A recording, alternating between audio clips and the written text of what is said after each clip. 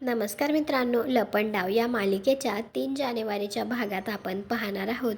सरकार आता चाळीमध्ये आलेले असते. त्यावेळी आता चाळीतले सगळे लोक तिच्या विरोधात उभे असतात आणि आता सखीसुद्धा त्यांच्याबरोबर असते. तर सखी आता मावशींचा हात धरून सरकारला म्हणत असते, हे माझं कुटुंब आहे सरकार. आम्ही तुम्हाला ही चाळ बळकावू देणार नाही. तेजस्विनी कामत, माझं प्रेम तर तुम्ही गमावलंच आहे. आज या चाळीकरांच्या नजरेतला सन्मानही गमावलात.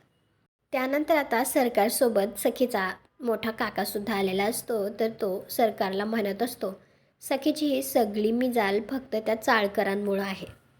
तर सरकार म्हणते, आता ही मिजाल मी मारणार. असा घातपात होईल ज्यामुळे एका दगडात 2 नाही 4 पक्षी मरतील.